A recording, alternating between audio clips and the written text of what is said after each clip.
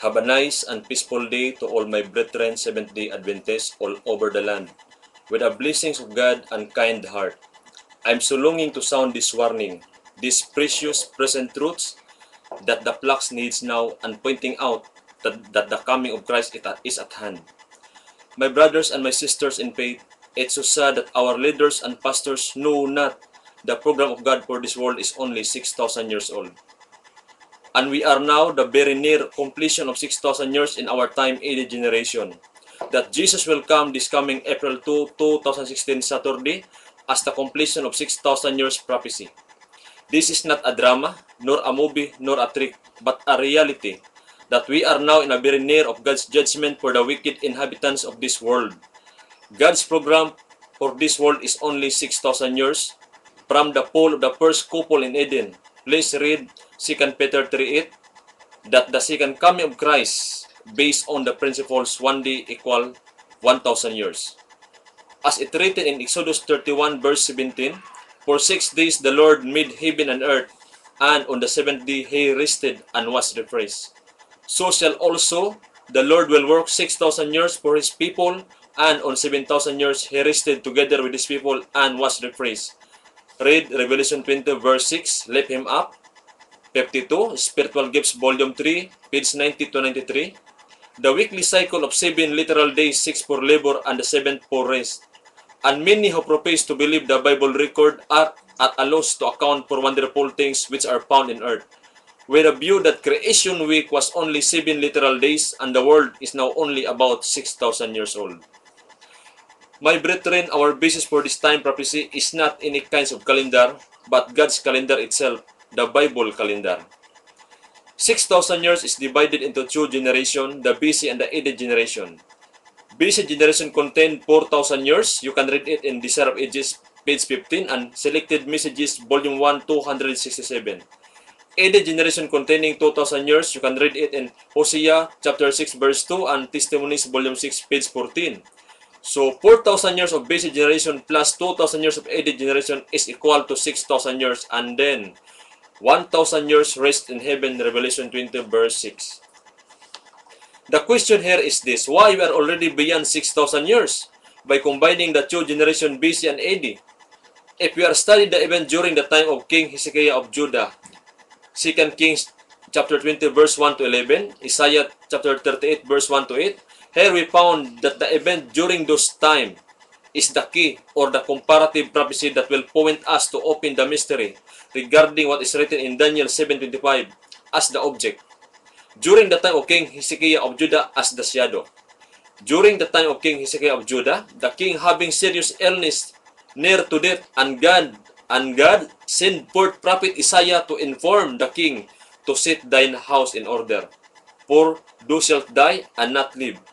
But because of his prayers and tears and perfect heart, God held his bowel and recovered, and adding 15 years to his life. And you can read also that there are changing of commandments and times made by God.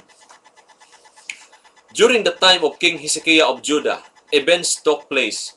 The serious illness of King Hezekiah that held, the commandments given, the commandments changed, the changing of times by 10 degrees backward of the shadow with the sundial of Ahaz, and the 15 years added to the life of King Hezekiah as made by God Almighty. This event or events is the shadow as written in Daniel 7:25 as an object that informing us the changing of times and laws, a blasphemous act made by the Pope, the man of sin.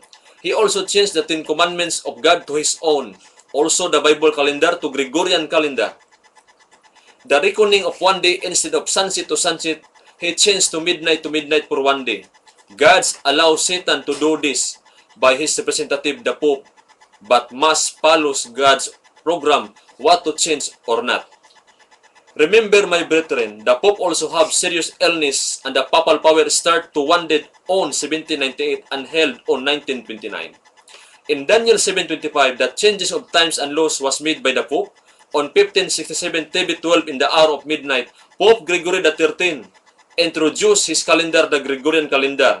He changed year 1567 AD, TB12 midnight, to the year 1582 and TB12 midnight to January 1 midnight as the starting of Gregorian calendar introduction. We found here that Pope Gregory The 13 added 15 years to our time. And the month Tibet, which is the 10th month of the Bible calendar, he named it January and declared it a first month of Gregorian calendar and dated the Tibet 12 midnight to January 1 midnight. So there are 11 days omitted and 6 hours. If you will search the history of the Gregorian calendar, you will find in the month of October the date 4 followed by 15 instead of 5. There are 10 days filled up from the 11 days and 6 hours omitted, but still lacking 1 day and 6 hours. That is why 6,000 years or 2,000 years in AD generation will be completed in April 2, 2016 Saturday. Because if you study the Bible calendar, Christ's second advent take place other 30,2070 in AD generation.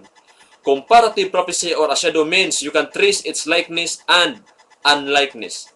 My brethren, don't be tarry or delay in searching the Bible and the pure doctrine of the Seventh-day Adventist Church that no more exists in our present teaching of our leaders.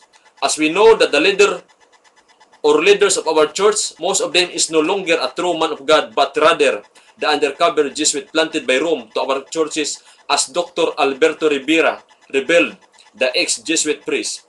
But before this happened, Sister White gave us warning before her death that great changes will take place and Roman Catholic Church bring a literal cross in our church as a sign that they are already successfully infiltrated and captured our church, Seventh-day Adventist. Testimonies, Volume 1, 578, Manuscript 1, February 21, 1915. But before Christ come in April 2, 2016, Saturday, the outpouring of the wrath of God will come first, the 7 last plagues. For further study, don't be tarry, my brethren, please contact us to the said numbers and address. Thank you very much and God bless.